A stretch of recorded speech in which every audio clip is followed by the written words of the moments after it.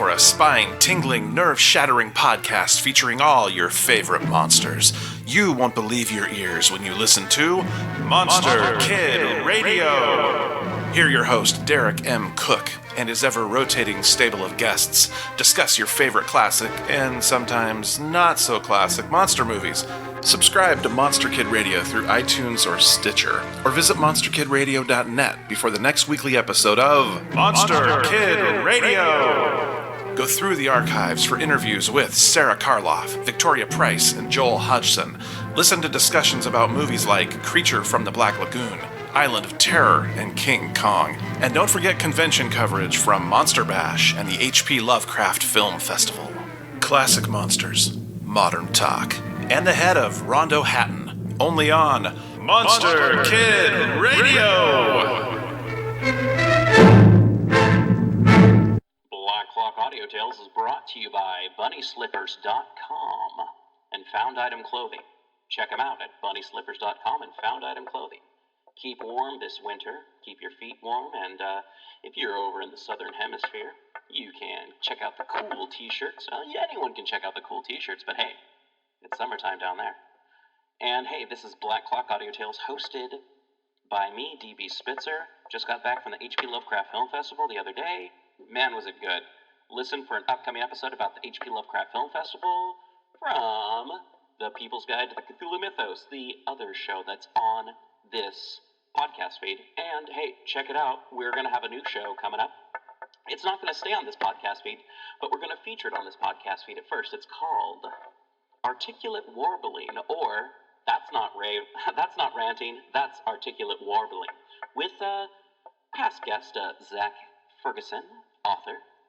And yeah, so why don't you sit back and listen to one of the many stories we're about to tell you for the rest of this month. Actually, we've got a month of ghost stories. So, you know, if you like ghost stories, you want to listen to them, why not go to PGttCM.podbean.com and donate? Become a member of one of our various cults, or fan cults.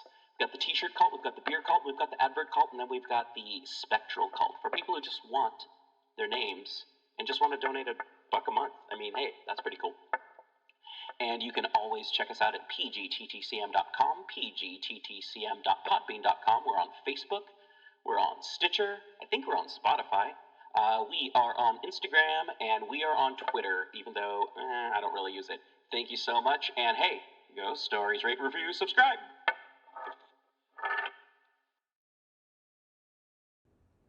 The Starving Millionaire by S. Mukherjee.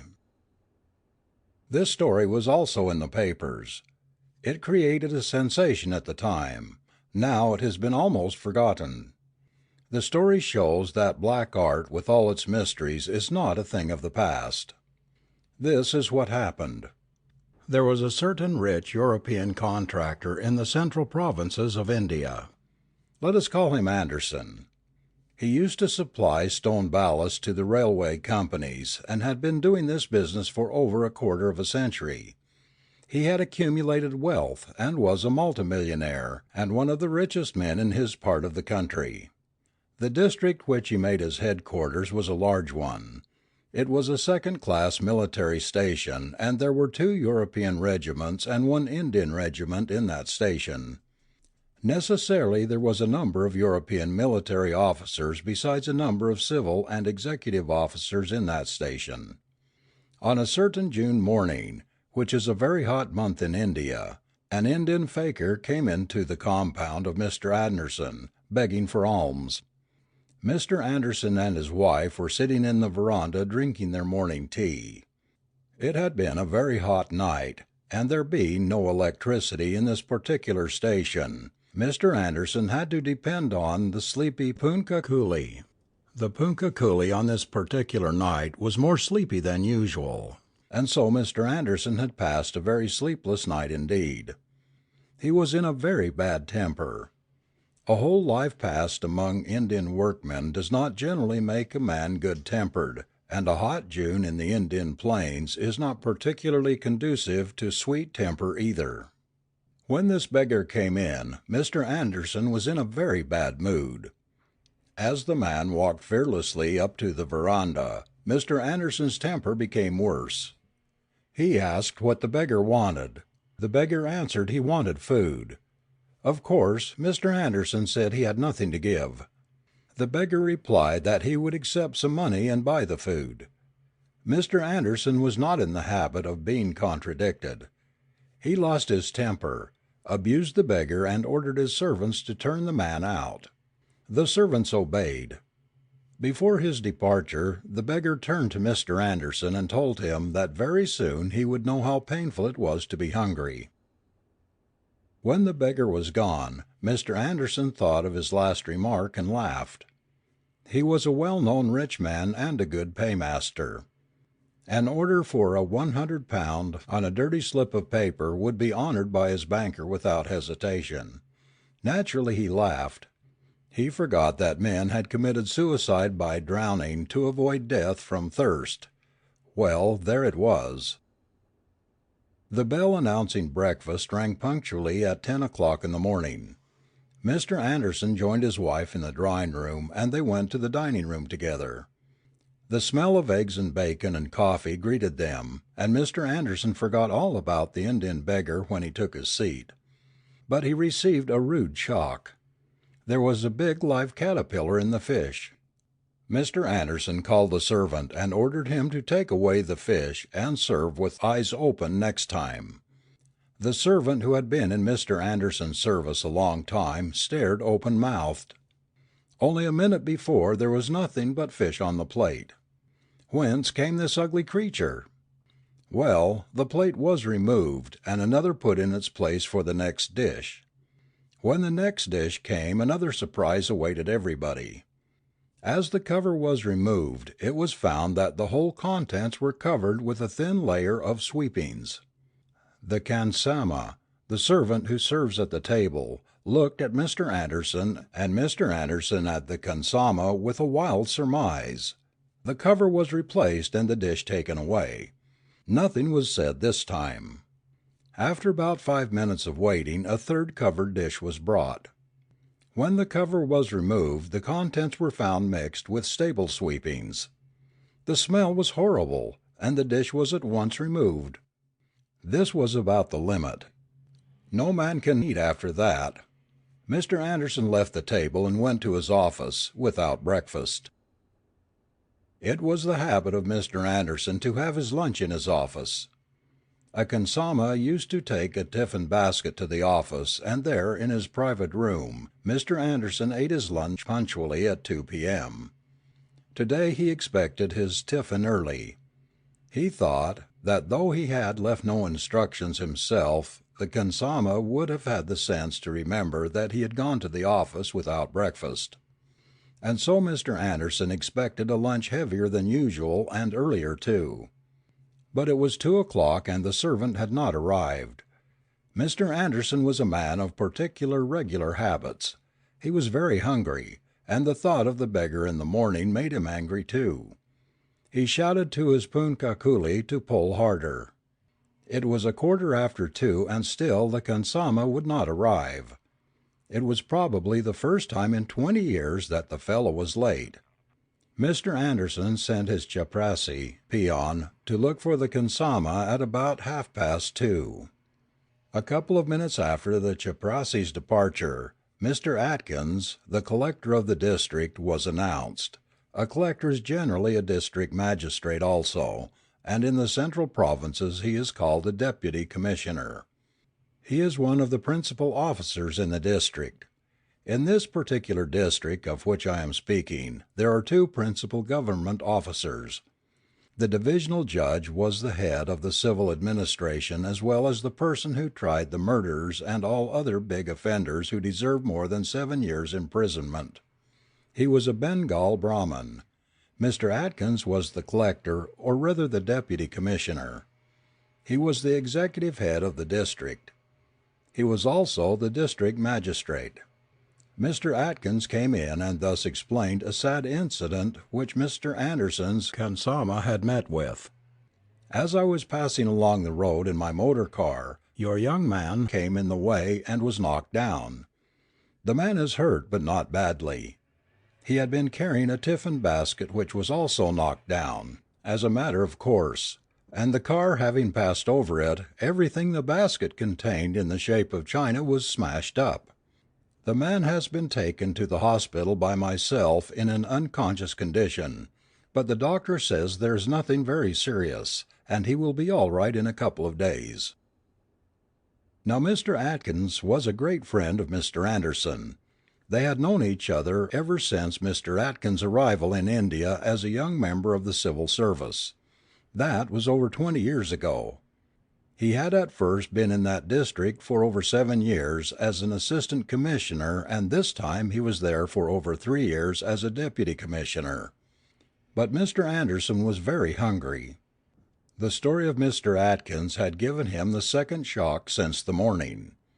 He therefore used language which no gentleman should have done, and with great vehemence threatened to prosecute Mr. Atkins for rash driving, etc. Mr. Atkins was a very good-natured man. He knew the temper of Mr. Anderson, but he had never seen Mr. Anderson so angry before. He therefore beat a hasty retreat, wondering whether Anderson had not gone mad. He would not have told anybody what happened in Anderson's office if he had known the starving condition of the millionaire. But as it happened, he repeated the fine language that Anderson had used, in the club that same evening. Everybody who heard his story opined at the time that Anderson was clearly off his head. Mr. Anderson and his wife were expected at the club, but they did not turn up. When Mr. Atkins went home he got a letter from Anderson in which the latter had apologized for what he had said in the office that afternoon. In the letter there was a sentence which was rather enigmatic. "If you know what I'm suffering from, Atkins, you will be sorry for me, not angry with me. I pray to God you may not suffer such." The letter had evidently been written in great haste, and had not been revised. Mr. Atkins did not quite understand the matter, and he intended to look up Anderson the first thing next morning. Mr. Atkins thought that Anderson had lost some of his money. He knew that Anderson never speculated. Still he might have suffered a heavy loss in one of his contracts. He telephoned to Mr. Anderson at his house, but was informed by one of the servants that the master had gone out in his motor car at 6 in the evening and was not back. Now let's see what happened to Mr. Anderson after he left his office at about 4 in the afternoon. He went home and expected some tea, but no tea arrived, though it was 6. The khansama was in the hospital. The cook was called, and he humbly offered the following explanation: "As soon as Hazor, your Honor, came back I ordered the khidmatgar, the cook assistant, to put the kettle on the fire. This is the ordinary duty of the khidmatgar." There was a bright coal fire in the stove, and the khidmatgar put the kettle upon it. The kettle should have boiled within 5 minutes, but it did not. Your humble servant went to investigate the cause, and found there was no water in the kettle. We put in some, but the kettle had in the meantime become nearly red hot. As soon as it came into contact with the cold water it burst like a bomb. Fortunately nobody was hurt. There was, of course, a saucepan to heat some water in, but the cold water had got on to the stove and extinguished it. It would be another half an hour before tea was ready, he added. Mr. Anderson now realized that it was not the fault of the servants, but the curse of the Indian fakir. So with a sad smile he ordered his motor car, and thought that he and his wife had better try the railway refreshment rooms. When his chauffeur was going to start the engine, Mr. Anderson expected that there would be a backfire and the chauffeur would have a dislocated wrist. But there was no accident. The engine started as smoothly as it had never done before. Mr. and Mrs. Anderson went to the railway refreshment rooms. There they were informed that no tea was available. A dead rat had been found under one of the tables in the first-class refreshment room, and as plague cases had been reported earlier in the week, the station master had ordered the rooms to be closed till they had been thoroughly disinfected. The whole staff of waiters with all the preserved meat and oilmen's stores had been sent by special train to the next station, so that the railway passengers might not be inconvenienced. The next station was 8 miles off, and there was no road for a motor car. "I had expected as much," said Mr. Anderson bitterly, as he left the railway station. "I would go to Captain Fraser and beg for some dinner. He is the only man who has got a family here, and will be able to accommodate us," he said to his wife, and so they started off a 5-mile run to the cantonments. There was some trouble with the car on the way, and they were detained for about an hour, and it was actually 8:30 in the evening when the Andersons reached Captain Fraser's place. Why, instead of going home from the railway station, Mr. Anderson went to Captain Fraser's place himself, could not tell. When the Andersons reached Captain Fraser's place at 8:30 in the evening, Mr. and Mrs. Fraser had not come back from the club, but they were expected every minute. It was in fact 9 when the captain and his wife turned up in a hackney carriage. They were surprised to see the Andersons. They had heard the story told by Atkins at the club. Anderson gave them his version. Of course, Captain Fraser asked them to stay to dinner. He said, "I am very sorry I am late, but it couldn't be helped. When returning from the club my horse was alarmed at something. The coachman lost control and there was a disaster, but thank God nobody is seriously hurt." Their carriage had, however, been so badly damaged that they had to get a hackney carriage to bring them home. In India, especially in June, they are not particular about the dress. So Captain Fraser said they would sit down to dinner at once, and at 9:15 they all went in to dine. The khansama stared at the uninvited guests. He knew that something had gone wrong with Anderson Sahib. The soup was the first thing brought in, and the trouble began as soon as it came. Captain Fraser's khansama was an old hand at his business, but somehow he made a mess of things. He got so nervous about what he himself could not explain that he upset a full plate of soup that he had brought for Mr. Anderson, not exactly on his head, but on his left ear. Well, the reader would understand the situation. There was a plateful of hot soup on Mr. Anderson's left ear. The soup should have got cold, because it had waited long for the captain's return from the club, but the cook had very prudently warmed it up again, and it had become very warm indeed. Mr. Anderson shouted, and the khansama let go the plate. It fell on the table in front of Mr. Anderson on its edge and rolled on. Next to Mr. Anderson was Mrs. Fraser, and there was a glass of iced water in front of her. The rolling soup plate upset the glass, and the water and the glass and the plate all came down on Mrs. Fraser's lap, the iced water making her wet through and through. She was putting on a muslin gown. She had to go and change. Mrs. Anderson at this point got up and said that they would not spoil the Frasers' dinner by their presence. She said that the curse of the Indian fakir was on them, and if they stayed the Frasers would have to go without dinner. Naturally, she anticipated that some further difficulty would arise there when the next dish was brought in.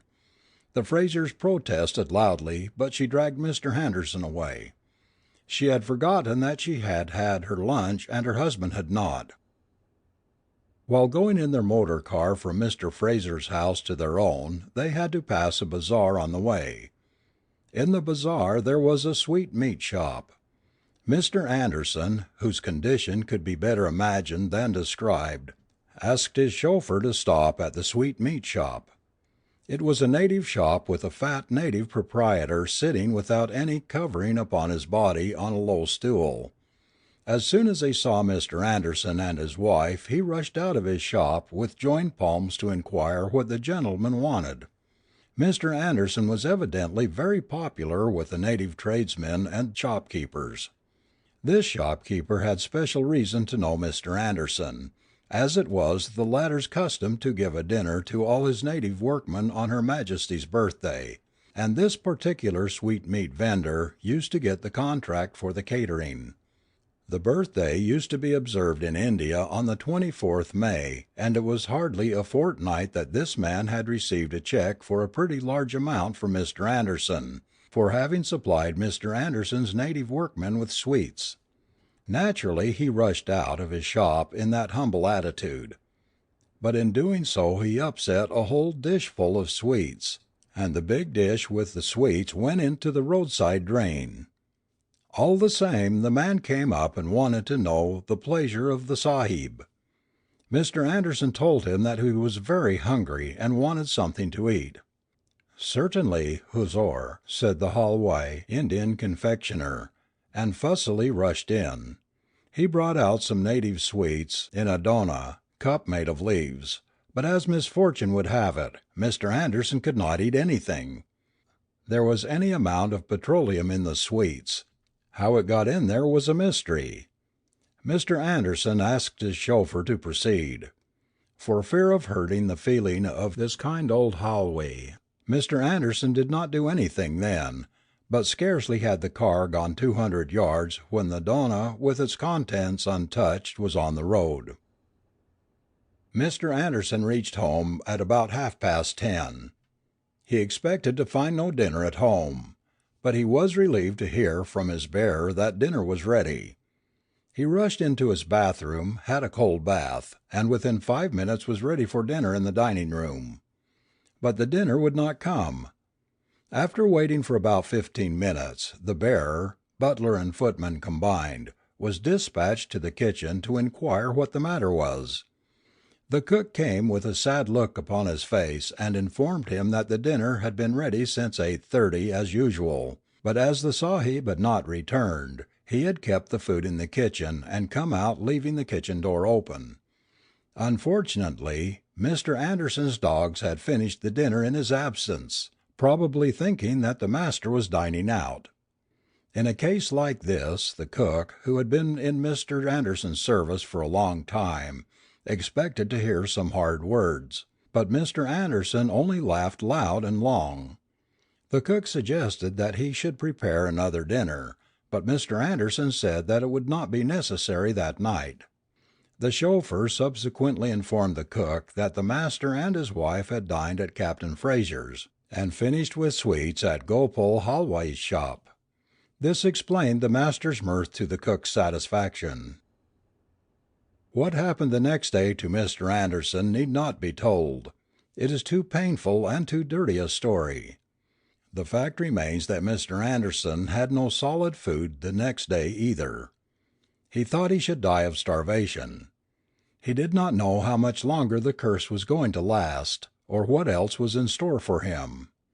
On the morning of the third day, the bearer came and reported that a certain Indian fakir had invited Mr. Anderson to go and breakfast with him. How eagerly husband and wife went. The fakir lived in a miserable hut on the bank of the river. He invited the couple inside his hut and gave them bread and water. Here was a clean, healthy-looking bread after all, and Mr. Anderson never counted how many loaves he ate. But he had never eaten food with greater relish and pleasure in his life before. After the meal the fakir, who evidently knew Mr. Anderson, said, "Sahib, you are a great man and a good man too. You are rich and you think that riches can purchase everything. You are wrong. The giver of all things may turn gold into dust, and gold may, by his order, lose all its purchasing capacity. This you have seen the last 2 days. You have annoyed a man who has no gold, but who has power. You think that the deputy commissioner has power, but he has not. The deputy commissioner gets his power from the king.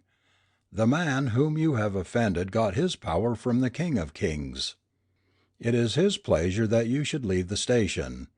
The sooner you leave this place, Sahib, the better for you, or you will starve. You can stay as long as you like here, but you will eat no food outside this hut of mine. You can try. You can go now and come back for your dinner when you require it." Mr. Anderson came back to the fakir's cottage for his dinner, with his wife, at 9 in the evening. Early the next morning he left the station and never came back. Within a month he had left India for good. The hospitable gentleman of the station who had asked Mr. and Mrs. Anderson to have a meal with him will never forget the occasion. This story, though it reads like a fairy tale, is nevertheless true. All the European gentlemen of J knew it, and if any one of them happens to read these pages he will be able to certify that every detail is correct. In this connection it will not be out of place to mention some of the strange things of the once famous Hassan Khan, the black artist of Calcutta. 50 years ago there was not an adult in Calcutta who did not know his name, and had not seen, or at least heard, of his marvellous feats. I have heard any number of wonderful stories, but I shall mention only two here which, though evidently not free from exaggeration, will give an idea of what the people came to regard him as capable of achieving, and also of the powers and attributes which he used to arrogate to himself. What happened was this. There was a big reception in a government house at Calcutta. Now a native of Calcutta of those days knew what such a reception meant. All public roads within half a mile of Government House were closed to wheeled and fast traffic. The large compound was decorated with lamps and Chinese lanterns in a manner that baffled description. Thousands of these Chinese lanterns hung from the trees and twinkled among the foliage like so many colored fireflies. The drives from the gates to the building had rows of these colored lanterns on both sides. Besides, there were colored flags and Union Jacks flying from the tops of the poles, round which were coiled wreaths of flowers, which also served to support the ropes or wires from which these lanterns were suspended. The main building itself was illuminated with hundreds of thousands of candles or lamps, and looked from a distance like a house on fire. From close quarters you could read, "Long live the Queen," written in letters of fire on the parapets of the building, and could see the procession of carriages that passed up and down the drive so artistically decorated, and wonder that the spirited horses did not bolt or shy or kick over the traces when entering those lanes of fire. There were no electric lights then in Calcutta or in any part of India, no motor cars, and no rubber-tired carriages. On a reception night lots of people come to watch the decorations of Government House. Nowadays Government House is illuminated with electricity, but I am told by my elders that in those days, when tallow candles and tiny glass lamps were the only means of illumination, the thing looked more beautiful and gorgeous. The people who come to see the illumination pass along the road and are not allowed to stop. The law is that they must walk on, and if a young child stops for more than half a minute, his guardian, friend, nurse or companion is at once reminded by the policeman on duty that he or she must walk on. And these policemen of Calcutta, unlike the policemen of London, are not at all courteous in their manner or speech. So it happened on a certain reception night that Hassan Khan, the black artist, went to see the decorations, and while lingering on the road was rudely told by the policeman on duty to get away. Ordinarily Hassan Khan was a man of placid disposition and polite manners. He told the policeman that he should not have been rude to a ratepayer who had come only to enjoy the glorious sight and meant no harm. He also dropped a hint that if the head of the police department knew that a subordinate of his was insulting Hassan Khan, it would go hard with that subordinate. This infuriated the policeman, who blew his whistle, which had the effect of bringing half a dozen other constables on the spot. They then gave poor Hassan Khan a thrashing, and reported him to the inspector on duty. As chance would have it, this inspector had not heard of Hassan Khan before, so he ordered that he should be detained in custody and charged the next morning with having assaulted a public officer in the discharge of his duty. The inspector also received a warning, but he did not listen to it. Then Hassan Khan took out a piece of paper and a pencil from his pocket, and wrote down the number of each of the 6 or 7 policemen who had taken part in beating him, and he assured everybody, a large number of persons had gathered now, present that the constables and the inspector would be dismissed from government service within the next hour. Most of the people had not seen him before, and not knowing who he was, laughed. The inspector and the constables laughed too. After the mirth had subsided, Hassan Khan was ordered to be handcuffed and removed. When the handcuffs had been clapped on he smiled serenely and said, "I order that all the lights within a half a mile of where we are standing be put out at once."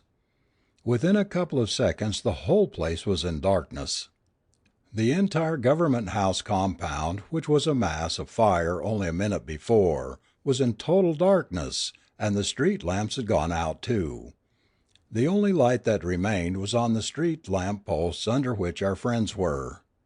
The commotion at the reception could be more easily imagined than described. There was total darkness everywhere. The guests were treading literally on each other's toes, and the accidents that happened to the carriages and horses were innumerable. As good luck would have it, another police inspector who was also on duty and was on horseback came up to the only light within a circle of a half-mile radius.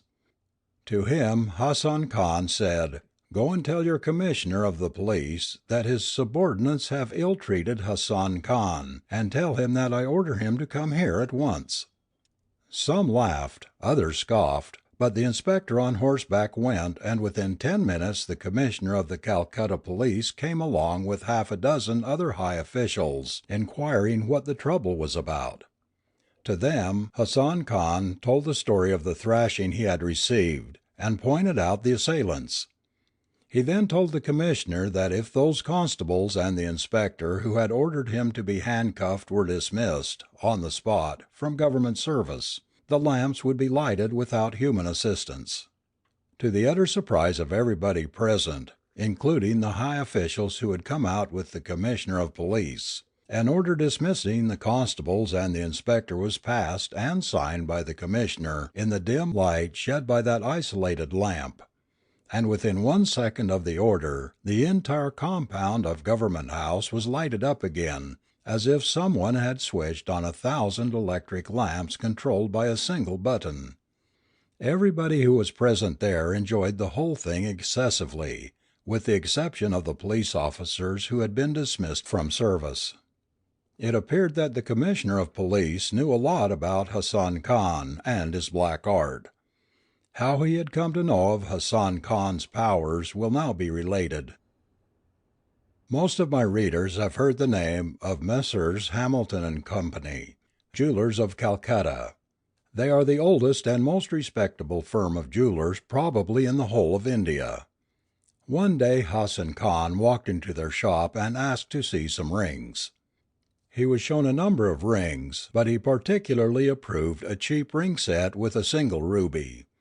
The price demanded for this ring was too much for poor honest Hassan Khan's purse, so he proposed that the jeweler should let him have the ring on loan for a month.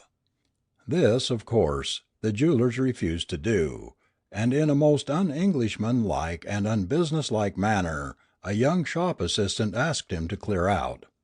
He promptly walked out of the shop, promising to come again the next day.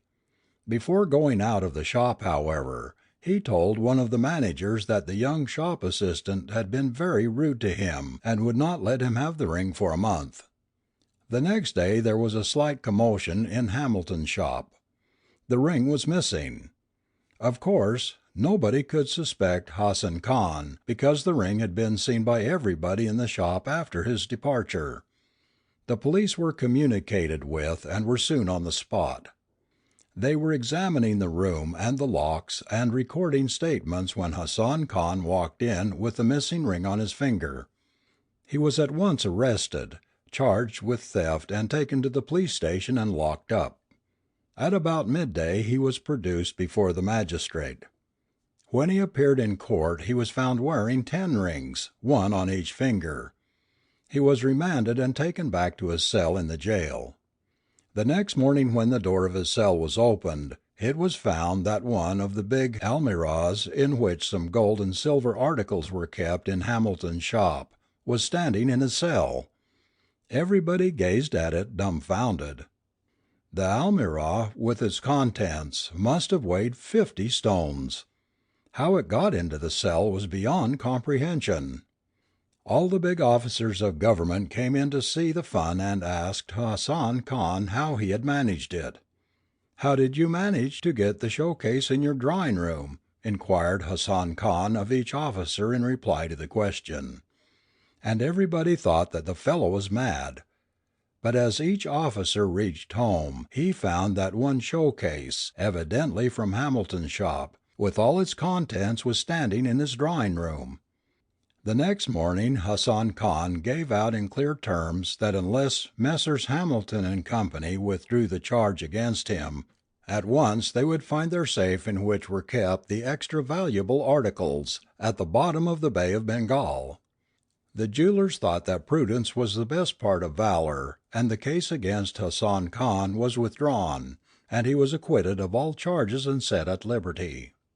Then arose the big question of compensating him for the incarceration he had suffered, and the ring with the single ruby which he had fancied so much and which had caused all this trouble was presented to him.